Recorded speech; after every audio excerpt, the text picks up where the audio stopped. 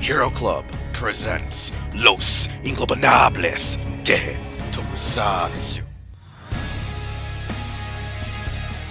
Welcome to Los Ingobernables de Tokusatsu, episode 71. I am your host and co-creator, Wheelchair21, and tonight's episode is probably, I think, our first official episode of 2019, as we are recording it in 2019 and it will air in 2019, whereas our last episode, episode 70, was recorded just in advance due to the vast holidays and our schedules.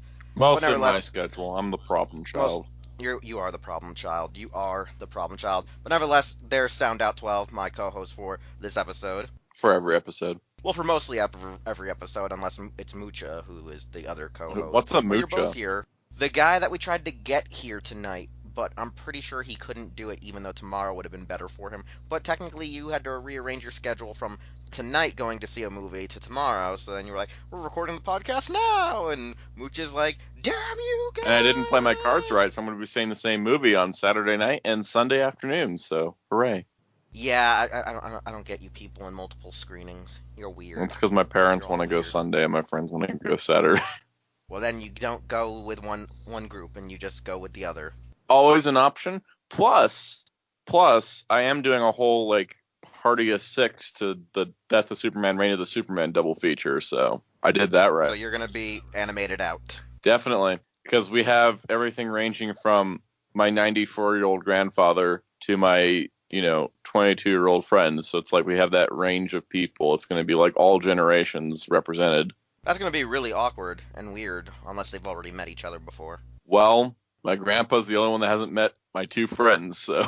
Oh, that's going to be ironic. Yeah, should be interesting. Yeah, so, nevertheless, it's going to be myself and Soundout, and maybe Project on occasion, since he's technically sitting in on this Skype call. He's just, not prepped for the main half of the episode. I don't think we count him. Do we count him? I think we technically count him if he talks, but we just say he's here, just in the sense of he might say something. If not, his dead body's here. We promise we didn't kill him. He's just hanging out with the Gunpla Ghost, who straight builds Gundams. Doesn't do paint, doesn't panel line, just straight builds. I guess that was you cringing in fear of no panel line. Yes. Well, nevertheless, though, on this weird They episode, probably don't even remove nub marks, the monsters. Well, nevertheless, on this interesting episode, we are going to be looking at some news that we missed due to the holiday season. And, well, that news should be obvious. We're going to pick up a bit with the Ryusoulger staff news. We're going to be talking about the Super Sentai 4-part special. And we're going to be looking at the Toei Tokusatsu Fan Club Kaiju series that was recently announced over that huge span of almost a month. And then we're going to be looking at a Tokusatsu classic, or should I say a Toho Kaiju classic, in the film Atragon, where is there even a Kaiju in your film? Is there a Kaiju in this film? I thought it was all about making a shiny dick submarine. Yeah, that's the thing, and we'll get to that a little bit more in the later half of this episode. So I guess starting us off, we're going to go right into the Toei Tokusatsu Fan Club series known as Kaiju Ward Gallas. Now, this news first came out during Thanksgiving. However, only promotional art and images from the set began to leak out early December before we got the official trailer, like a few days before Christmas, I think. But most of the international world, like us in the Americas, didn't get to see it until like Christmas Day or after.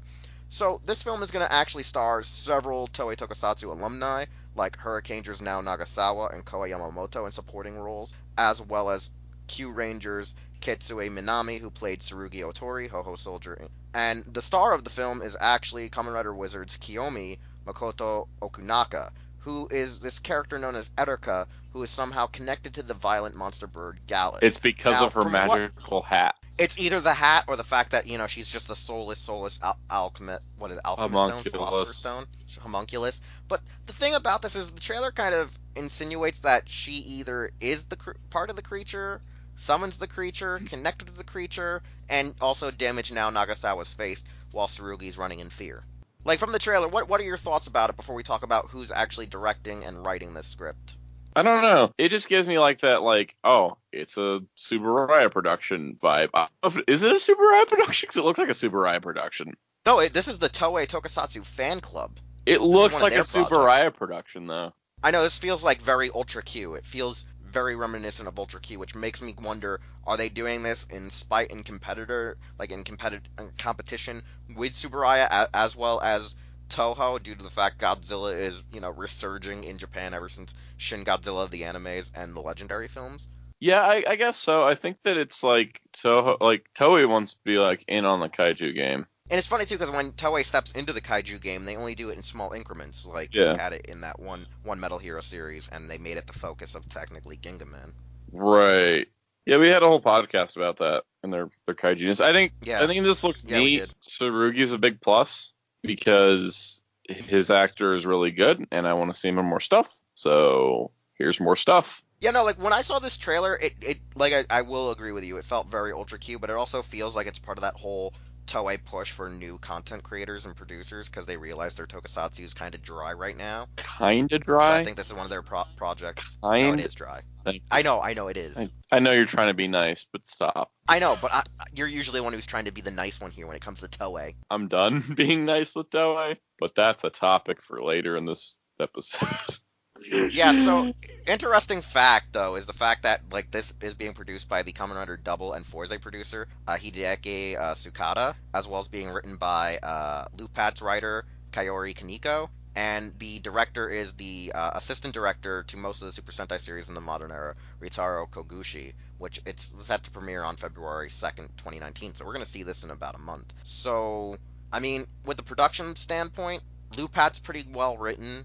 Hideki actually produced both Kamen Rider Double and Forze Good, and with Ryoto Koguchi, he's like, made sure shit got real with Sentai throughout the last like 20 years. So I mean, like, he's probably pretty solid. You know what I'm saying? It's like he's probably not a huge benefactor on if a show is good or bad, but he's been there to make sure the quality at least feels standard. Yeah, that's true. I think that he's always a good sign of quality, really. Yeah, so I think right now, I think this Toei Tokusatsu Fan Club project is going to do good, especially due to the fact that, they did do, what was it, the Brave special, which was actually a good special, but it just felt very off with the whole aesthetic of, what is it, Kamen Rider X8. No, wait, did I say Build? I meant Brave, yeah. Yeah, the X8. The X8 spin-off. No, that was a really good thing. So I think Toei Tokusatsu, if they're going to start making shorts or series now, that they might actually be, like, really interesting projects that revitalize Toei's Tokusatsu, I guess, distribution, I guess,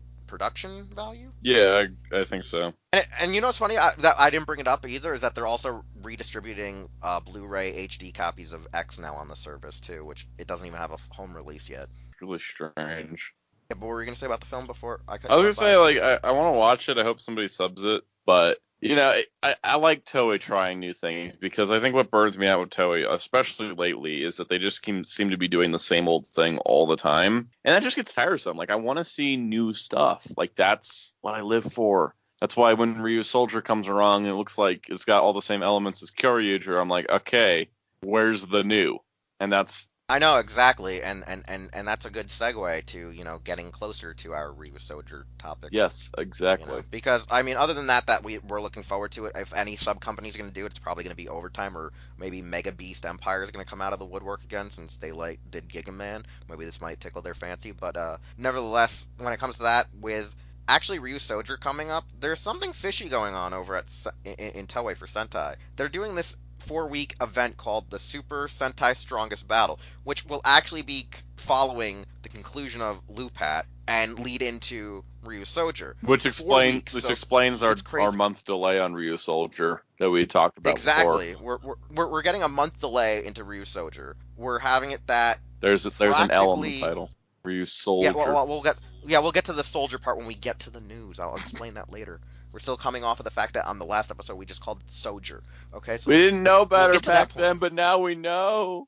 Yeah, and we'll correct ourselves when we get to that next point in this discussion. So they're doing this thing called Super Sentai Strongest Battle, which for 4 weeks, it's almost kind of like, think of it as like those 2 epilogue episodes of Wizard, but they were still called Wizard. These are actually like its own little thing, and it's going to bring 32 teams of Sentai together, or Senshi together, and then it's going to mix them up into weird mix match groups where we're going to have actual actors and suit actors and actors coming back to at least voice their roles in this project, where we're going to have, for the main team, at least the team we're allegedly supposed to be following, featuring 3 reds, a pink, and an orange. We have Zero Eagle, Aka Ninja, Gokai Red, Sasori Orange, Tokyo 5. So that pretty much means we're getting back Masaki Nakao, Ryota Ozawa, Shinsuke Nishikawa, Yosuke Kishi, and Ai Moritaka. So that's the crazy part. And the idea is that, like, the Sentai teams, while they are split up and put into these weird mishmash teams, they're being gathered on a planet where whoever wins the battle will be granted, like,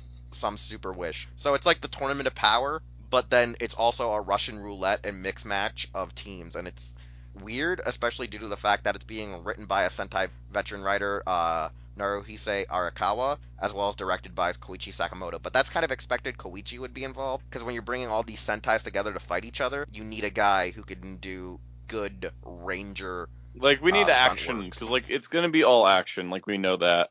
It's like, it has to be all action, because if it's not, then what's the point? Essentially, like, there's no real point to it without the action, because it's not like we're going to get deep character work here. All these characters have had their stories told before.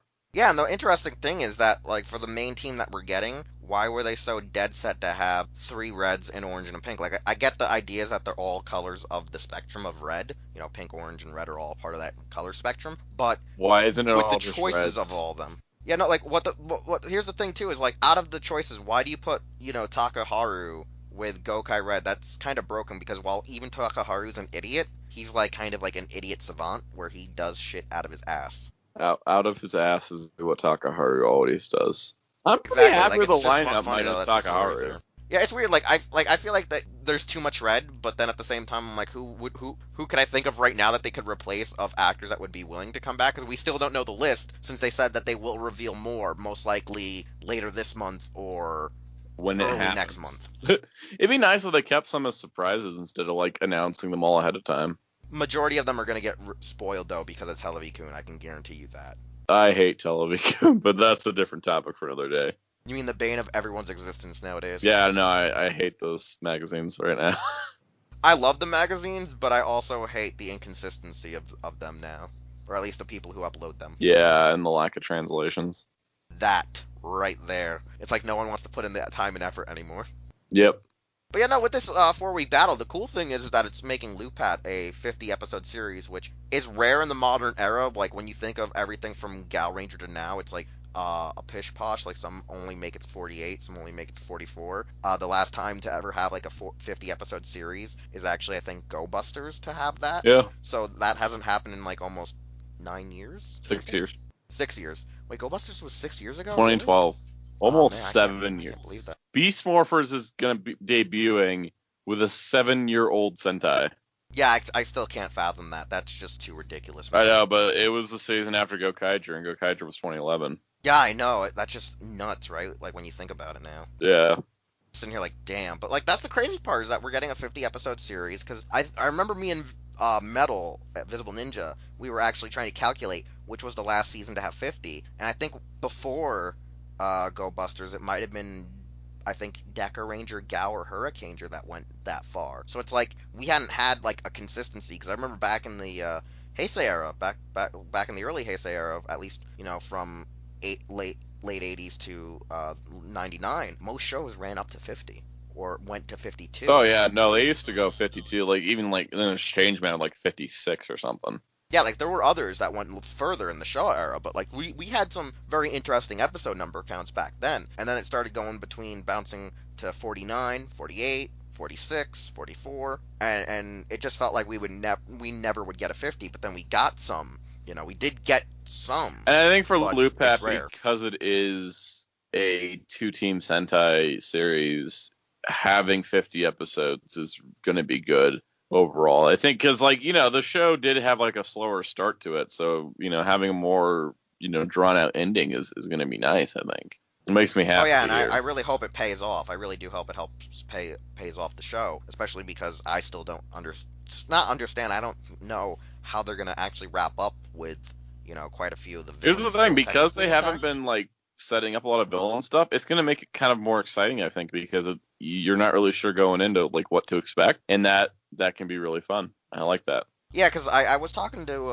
I think it was you or Mucha a while back, or maybe it was Metal, and I said I have a feeling that like the ending is gonna feel like that real weird, satisfyingly rushed kind of like Shinkenger had, where it was still building to it, but like it was like coming to the nitty gritty of how they're gonna wrap up all these like storylines. Like Ryusoulger, I thought had one of the best endings in Sentai. Like its whole finale arc, I thought was just fantastic. Honestly, it just like the way that you waited all season for the villains to take an active role, and when they did, it was so worth it.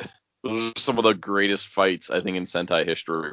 Were at that ending arc of Ryusoulger. Yeah, so overall though, I feel like, while we get this action-packed Super Sentai crossover, which is also supposed to be like, the end of the Heisei era kind of thing, they're doing it as a mixed bag of we're also getting ready for what is it, like the actual 45th anniversary or something. Yeah. They're getting ready for that. They're getting ready for the end of the Heisei era. So like they're trying to do a lot with this special, and I don't feel like I feel like it's going to be exciting, but I don't know if it's entirely going to pay off.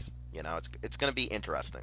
We can only wait and see, and not knowing is more fun than knowing in my mind. So I'm ready. Yeah, to do this. but let's go into the knowing, where as we joked about earlier about Ryusoulger, it's now Ryusoulger because I wanna be a soldier. As I think of Saint Seiya Omega with their third opening, like as soon as I heard that, they're like, oh no, it's like Soldier, and I was like, god damn it, now I'm gonna start singing Saint Seiya Omega every time I hear that term. Them damn puns. But yeah, it's weird. But this is the thing that we found out during the Christmas holiday season was that we finally know who the staff are working on the project, and we know a bit about the story. So first off, let's go right into our story, since that's probably going to be the main focus here. Is that 65 million years ago, dinosaurs are everywhere, and what? enemies sought There to were take over the things Earth. called dinosaurs? 65 mil? I would have never known. Yeah, I know, these prologues and these synopsises are really, like, redundant now. An enemy tried to take over the Earth. These knights were specially chosen to fight off this threat. Gingaman? Meteor falls to Earth. Yeah, Ranger? It's Gingaman, Gal Ranger,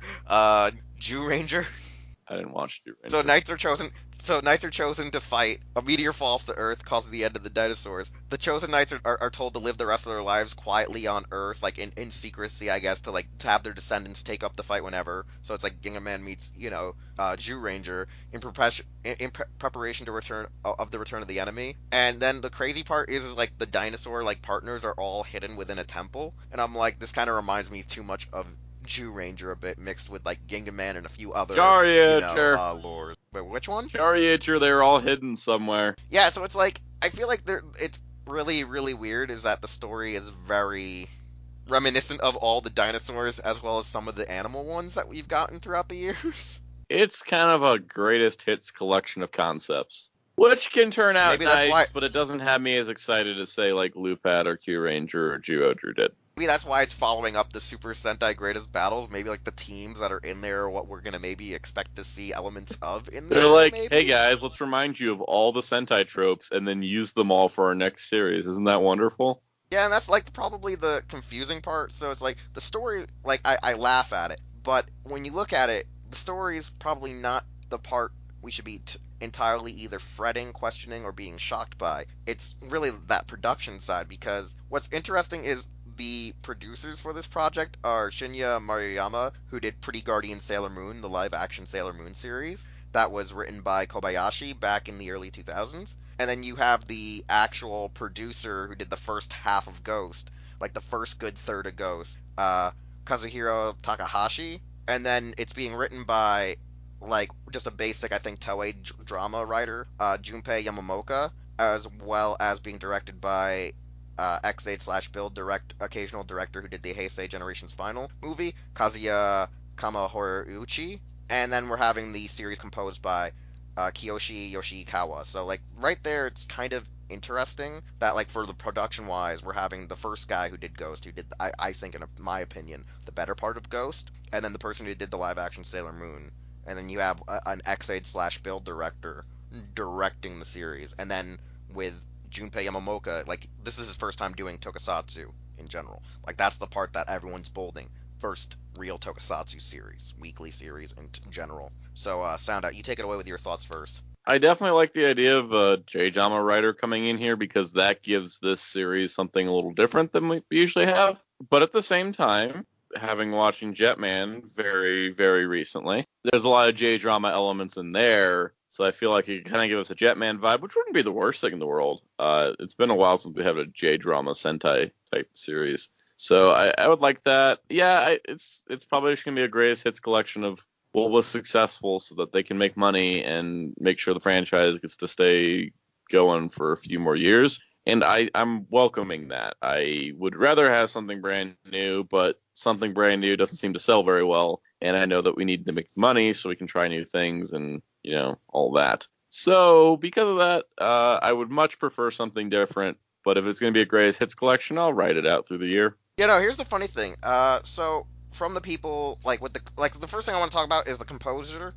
For us Westerners, most of the stuff he's done is, big time Japanese television dramas, but I did see one of the movies he did score called Blood. It starred Aya Sugimoto, who was the Cyclone Dopant in Gaia Memories A to Z, Gaia Memories of Fate. So I at least know, his style at least, and it's usually very, I guess you would say kind of like he's good at with suspense, since most of his stuff does seem to be Japanese crime shows. So it's probably going to be very suspenseful and high impact, when it needs to happen, the action. So I think we're in good hands, because it seems to be his first tokusatsu. He's done regular tokusatsu in the aesthetic of, it's a cop drama, it's not a sci-fi, but it's a real life kind of scenario tokusatsu of cops and robbers, cops and crime investigation, but he's never done the full action aesthetic of that, I guess, its sense and appeal. And then with Junpei Yakamoka, I don't think any of us have seen anything that he's entirely written for. I'm looking, and ironically, there are some tokusatsu actors we've seen in shows he's written for, but overall it's interesting because I'm looking at his thing right now, Soundout.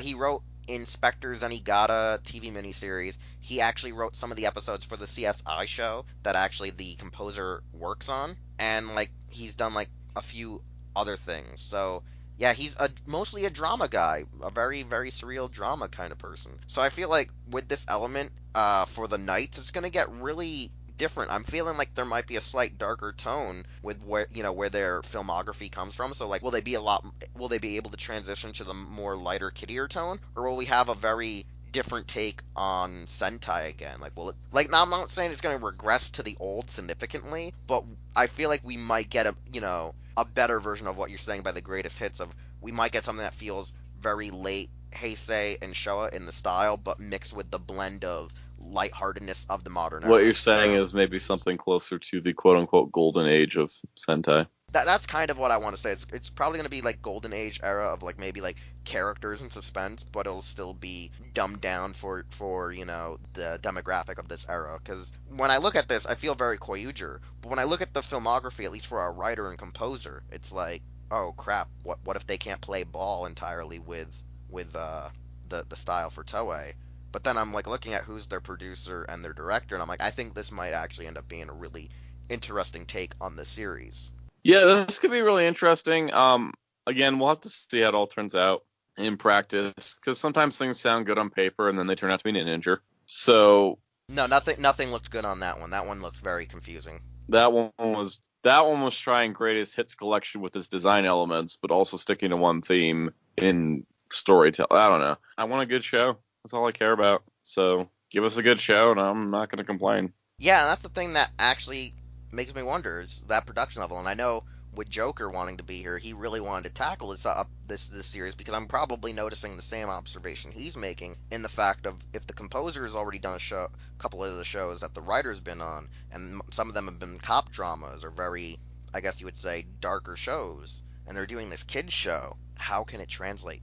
How will they be able to work with these guys as well as play ball with Toei? Because look what happened to Urabuchi when he played ball. They didn't want to play ball with him. Yeah, that didn't work out for him. I think they'll know that going in. It'll maybe be a very clear prerogative. I don't think there's that was a weird part. Here. Because what was it? Like we've always talked about on the show, is that Toei wanted Urobuchi, and he wanted to do it too. But when they finally signed him on, they were like, "Oh, you can't do this." And it's then why did you say to him in the contract he can do what he wants? Yeah, it's kind of like do what you want, except no, don't do that. Make your fine print. Make it actually make sense. Totally. That's essentially at the end of the day what the issue was. Yeah, but overall though, I think that's the interesting thing, is Toei's actually stepping up their game in an interesting way while we've been away. That somewhat rhymes. I don't know if that rhymed or if that just sounds like a melody, because hearing it sounds completely different. Well, we know they can't Who just do knows? the same thing they've been doing because that obviously wasn't working. Yeah, I know. It's weird. They've already put out this call to get new producers, new directors. They're doing something with the fan club that's in the vein, I should say, of Super Aya, and now they're doing a weird battle royale super extravaganza of the Super Sentai series. Not to And then mention we're they getting switched another producers on Dynasty Team. Zeo and then made fun of it. Did they? I didn't know. 16.5 talked about how 3 producers had that like got fired from the show, and they're like, "Hooray, the overlords are gone." Oh Jesus Christ! It's becoming a dumpster fire. And the thing was that like it also was like, yeah, and this is why the supplementals are ending, because our show's going to make more sense now. Wait, what? Like the supplemental episodes for Zeo are over with 16.5, and it's like right as the producer switch is happening too. But like, Oh Jesus Christ! basically there was 2 things that 16.5 did. It talked about and promoted the movie, and it made fun of the producers that left. I have a real feeling that the real reason all the producers were fired was because the producers were told, "Oh, you can do whatever you want in the .5s," and everything was F Shirakura. Also, let's blow up Toei.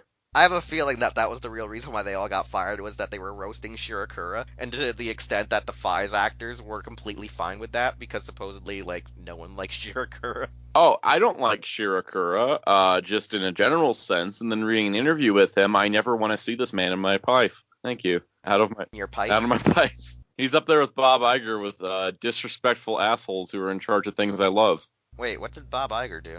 He basically said that any attraction in a Disney park that wasn't based on a pre-existing movie property is shit. Wait, what? Yeah, there was an interview with him that came out today where he said, "We want to have experiences where guests go to Arendelle and visit Anna and Elsa, not just ride some nondescript roller coaster that takes place in India." And everyone's just like, "Did you just shit on Expedition Everest?"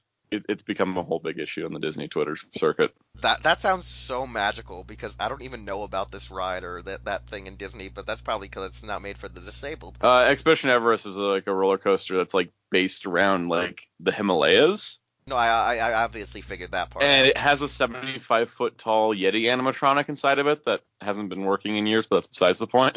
Okay, that sounds like something for our Disney podcast, which doesn't Hundreds exist. of hours Wink, wink, of nudge, work nudge. put into making the theming proper to make it feel like you were there in that region of the world. And he's just like, "Nah, it doesn't have Frozen, so who cares?" And everyone's like, no, you suck." And it was like, there's this quote from Mike Leinister, who was the CEO before him, that said, "Bob Iger's probably not going to do a good job because he's not a storyteller. He doesn't know how stories work and how important stories are to theme parks." And there's like people that hate Michael Eisner, but they're like, "Wow, he was right."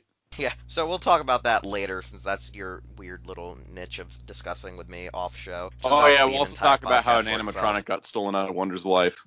All and more in the next episode of We Don't Have a Disney Podcast, which we probably will end up having one day because of just sound out. Just have a theme park podcast where I just tell you the latest in theme park drama. Okay, we'll consider that in the future, or that just becomes a weekly show that Sound Out hosts on Twitch, Just live from the Dramaverse. live from the theme park dramaverse. Here's Sound Out. So, the funny thing is, though, the reason why we wanted to do Kaiju first, then go into Sentai, because Sentai is kind of a bigger thing right now, but because our main discussion is Kaiju, we wanted to sandwich it in where we lead you on with saying, Toei started a Kaiju, now we're going to go look at a classic Kaiju film, which is known as the Undersea Warship, better known as Kaitei Kunkan, translated as Atragon. Now, for those of you who already know that Atragon is really supposed to be Gotengo and, other stuff, the fun fact is that the real reason it's called Atragon was because the original subbers and dubbers kept hearing like Kaitei Gunkan and Atomic Dragon as one word, so they kind of just formed it into like I forget what the term is called when you take like 2 words and like kind of just put them together. Like how Shenhan became Tien Shinhan, except in reverse. It's sort of like that, but like it's more level things of where you take the it's almost like how like you get Vegito and Gogeta. I forget what the actual terminology is called when you just take 2 words and just smash them together. But it's one of those where they just combine the words, and it was like a kind of a pun of being called Atomic Dragon. Kind of like me when I overstep my tongue and can't speak. No, that's just you and Metal flopping or myself. Okay, I think it's a contraction. Yeah, it's supposed to be just a Okay, because here's the thing. I think I always think contractions only mean do, not, don't. Not just you can just take words. I guess and throw them together, fantabulous is it's a considered contraction then. Probably. Like but Birds of Prey and the fantabulous emancipation of one Harley Quinn, also known as How Warner Brothers Can Make Me More Mad Than Toei. Yes, but anyways, like I said though, for those like I said who didn't know that's actually a thing, is that they just contracted the words Atomic Dragon and also couldn't pronounce Gotengo right for some effing reason. But in addition, for those who don't know, the film is actually based on two different novels and short stories. One called The Undersea Warship by Shunro Oshikawa, and the other one is called The Undersea Kingdom by Shigeru Komatsu. Okay, this is gonna kill me because it's Komatsuzuki, and pretty much in the early, I guess, 60s, Toho was in the idea of taking light novels, short stories, buying the rights to them, and then kind of like compressing them down and together and reworking the theme and the ideology of the films into their kaiju things. Because that's what actually happened with Mothra. Mothra is based off of a short story from a magazine. Okay, stop that peanut gallery. But anyways... But anyways, if anyone recalls, in the beginning of this film, but I should say in the beginning of this podcast, if you remember making the joke, is there an actual kaiju in this film? That's the weird part, because this is the debut of Manda, a weird niche cult classic kaiju because it's based on a... Manda Rake? No, not Manda Rake. Manda, the weird cult classic, I guess you would say serpent or ancient Asian dragon, it makes its debut in this film. Problem is, though, it's only in there for like... What was it, like 5-10 minutes? Was it even in there? Barely. So, let's get to the gist of this film, is that the ancient continent of Mu, like the lost empire of Mu, starts kind of like rising up out of the ocean, and they're creating domination. They're just going for world domination, and somehow, an isolated World War II captain who is, I guess, he was killed in action, MIA, who actually is then discovered to be a deserter, who somehow was actually captured, sort of, by Mu, escaped their captivity with his ship, went and started designing a new warship that he calls the Gotengo, Atragon, which is just a giant submarine with a drill tip and has like battleship armaments throughout the top of the sub. And the entire time is the agents of Mu found out about this, and they're actually going in search of Captain Jinguchi, and they're trying to actually like locate him by locating his actual daughter, who actually was being raised by one of his former superiors, which was the Rear Admiral Kasumi. Now, the weird plot about this film is that when they actually locate the captain, they find out he's actually been building the warship to actually help the Japanese Empire restore its honor and go take over the Americas and its enemies, even though, the war's been over now for nearly 20 years. And so because of that, his weird national pride gets in the way, and at first he doesn't actually want to help save the world or Japan. He just kind of wants to like do this weird global domination thing. But then when his daughter's captured, his base is blown up, and the Mu Empire is running rampant over Tokyo, he's like, well, F this shit, I'm going to go stop them. The irony about this too is, while Mu is like saying we're superior and we can defeat you with our technology, they start worshipping this ancient dragon called Manda, who pretty much just sleeps on its dead ass all day in its cave until it gets released by the Princess of Mu, who breaks it out because she's getting kidnapped by the people they captured, which is a photographer, a newspaper reporter, the daughter of the captain, and other members of the, enslaved vessel that they got from the ship about 20 years ago. It leads to this whole weird, like, I guess, James Bond-esque battle in the sea, leads to them getting onto the Gotengo, and then the Gotengo unleashing its super weapon called the Absolute Cannon, which was obviously reused for the Kiryu saga of the Mechagodzilla duology in the Millennium Era, and then they just blow away Manda, then just start going into the civilization of Mu, and just attacking them with absolute zero handguns, freezing people to death, blowing up the city, and going, hey, look, we won, Japan is strong again, and we saved the world. It's like Shin Godzilla. It kind of is. It kind of is, because, like, the weird thing is that the film itself is about nationalism, patriotism, pride, etc., and so forth. But the thing about it is that, I gotta say, I don't think Manda was necessary for this plot. I think they just threw it in there because they were like, it's a tokusatsu film. How do we sell this movie? Kaiju. So, what's your full thoughts on this film? Because it's still an interesting piece of media. It's just, why did we need Manda? We didn't need a monster in this at all. I think it was, fine on its own. It didn't need a kaiju. They just kind of threw it in there because kaiju. That's all I got. I don't think there's any reason for him to be in there besides kaiju. Otherwise, it's just like, it's a commentary on the social status of Japan at the time. It overall just kind of, it's a little slow in a lot of places, but it's interesting. I never got bored. Not a lot happens necessarily, but stuff is going. I think I found it a little bit more engaging than Shin Godzilla, so there's that. It's just kind of there. I'll agree with you. It's more engaging than Shin Godzilla, especially I think it's also because at this time they did have this movie bombarded, and when I mean bombarded, I mean the cast was loaded with iconic Toho actors that weren't just the ones. Oh, I thought you said they were loaded with alcohol, because I was gonna agree. No. Well, maybe Shinigami Hakase as the High Priest of Mu, he kind of looked a little. Maybe cocaine. He might have been. He might have been well, Kamen Rider ain't gonna be around for another 5 or 6 years. I just had to think. My brain had to think that through, and I was like, oh nope, now I just got it. It's the joke as if he actually foresaw that role coming in the next 5 to 8 years. It was mostly one of those jokes. But no, the thing is, what I gotta say is about this film is, the more I watch it, I do get bored of it, but from the initial times that I've seen it, the first couple of times when I first had rented it from Netflix, I saw it very, not just as a social commentary of, how some Japanese people foresaw the events of World War II, but I also saw it as a real huge establishment of the Cold War per se, because there's this whole element there where Mu is in a sense a parallel in some regards to Russia. And, it's this whole fact of, the UN is supposed to be, not just the conglomerate of the other worlds out there, not, the other countries out there. It's supposed to be, your idea of just the United States in general. And, it's, that grasp of, how one day your enemy is now your ally, and your ally is now your enemy kind of aesthetic. So it's a really interesting story, because when I was watching this film, I was trying to do as much research as I could more about it. And what I found out is that the Super Atragon anime, which we'll be looking at in the next episode, hopefully, is a little bit more respectful and accurate to, I think, both the novels used for this film in regard, but it at least updates the story to a modern era, because from what I understand is the stories themselves do, I believe, take place what is supposed to be somewhere in a fictitious 60s to 80s Utopia, because they were written, before obviously 60 or 50s or somewhere in that same year, and written in the mindset of that it takes place somewhere very present with a not too distant future. So when they released it in, 95, the anime, it was very, more updated to be more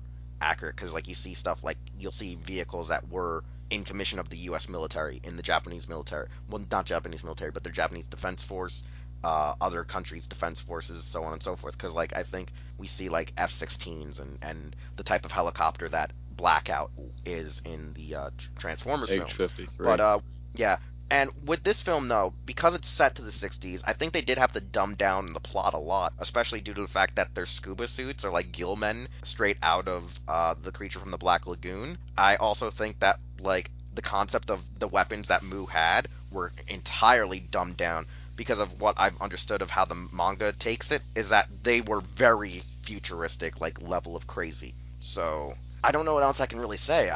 Do you got anything else you want to say, whether it comes to the acting or the scenery or the choices? I really don't have much else, because it's I like the temple set for the whatever they're called, the Mu. Yeah, it's just Mu. Yeah, the Mu set I thought was cool. I really did like it, and overall it's got some nice production values. It's just kind of weird. It's kind of not necessarily uneventful, but just kind of there. It's fun to watch, but I don't know if I'd watch it again anytime soon. You have to be very several years at this point before I see it again. It's very much like a product of its time. But they're not in a bad way. Oh yeah, no, it's heavily influenced by its time. I do think one of the things I was saying that is kind of weird about it is the fact that while it has really good production value for its sets, I just think that it could have done a whole lot more, having, seen clips of the manga, the trailer, and I've gone and seen the anime a couple of times.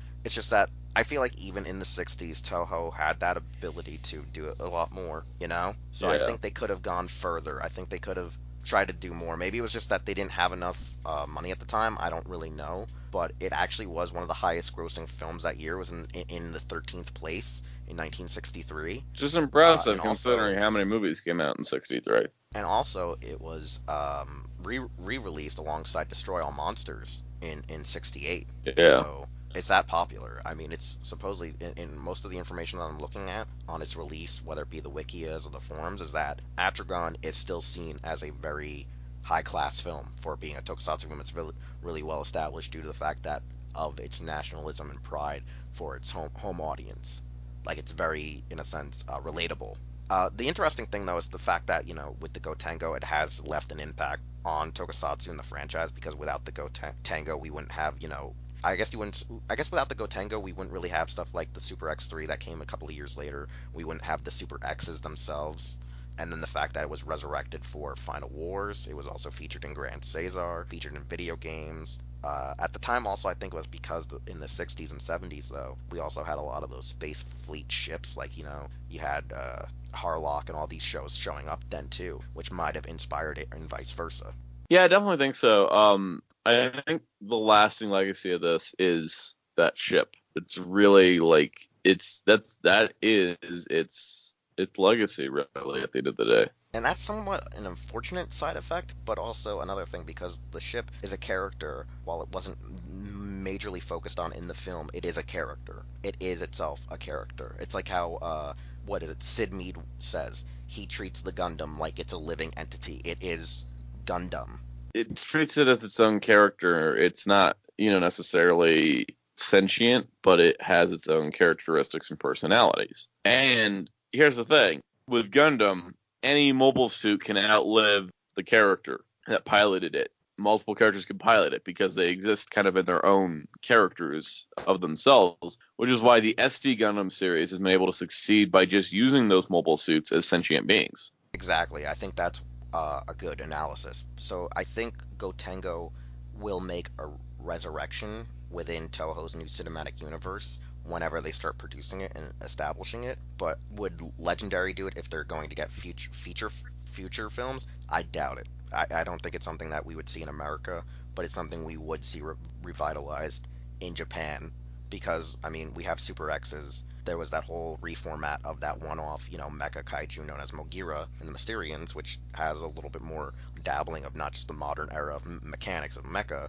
but there's just like other things that they do change, which are, in a sense, you think about it, you look back at the original stuff, like the original Mogira, the Mazers, Gotengo, and the original Mecha Godzilla, and you just see how it, like, in a sense, changed the game. But at the same time, Tokusatsu and anime do borrow a lot from each other, so you don't know who really inspired what at this point. Yeah, it's kind of like sometimes inspirations get muddled just because of how much is out there and how much gets taken in by the human brain to then put into its own creation. Exactly, and sometimes you can't properly date who came up with what idea first. But overall, though, I think with Atragon, it's a film that, if you're going in there expecting to see a submarine fighting a giant typical Asian, Chinese, or Japanese serpentine-like dragon, you're not really going to get that. The best you're going to get is the introduction it got during Final Wars after the prologue, and that's about it. That's all I can say. You're in it for a long story about post-World War II and the Cold War at hand. You're not going to get something elaborate or crazy that you get with the basic Godzilla films. Yeah, it was kind of nice because it wasn't like a world-ending destructive fest. It was just kind of people doing stuff. I mean, it was going to be world-ending for society. Right, but it's not like, everyone's dying all at once. Yeah, I get where you're coming from, though.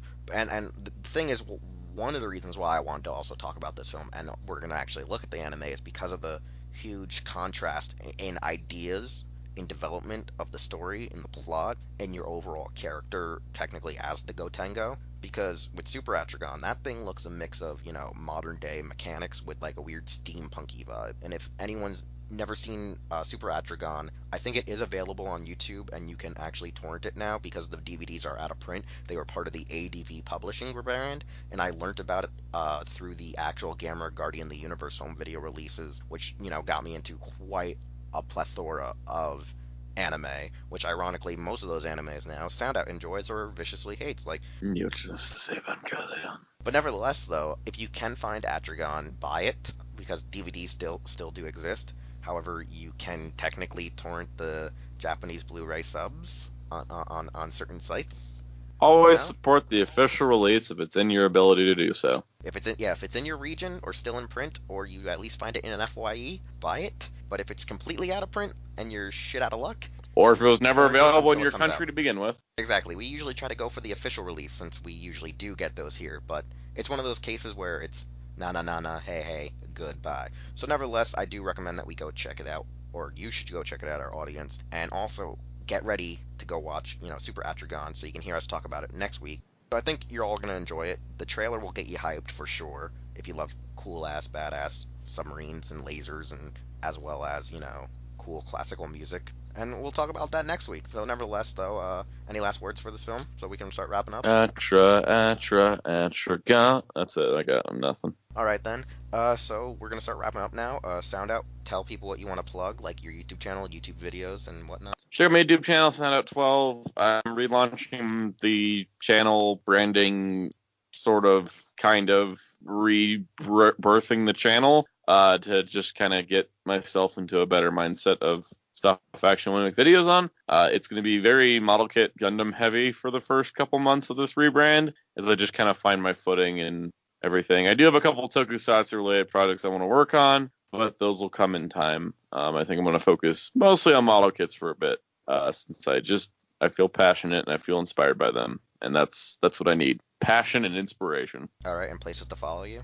I'm on Twitter, and stay tuned because other social media platforms, including Facebook and Instagram, will be coming in the future. But nevertheless, though, you can check out my YouTube channel where I will be reviewing mini plot figure arts, maybe Transformers. You can follow me on Twitter, Mr21, and over on Instagram as Taja_Doyle because some jackass already stole the name. But overall, though, with Hero Club, though, everyone on social media, it's Hero Club for life, and don't forget the outro is just going to tell you the same. And we'll see you all next week with hopefully our review of Super Atragon. And if that fails, we'll the just animated talk about my OVA. Lupin Magnum. That's probably how the episode will open, I can guarantee you that.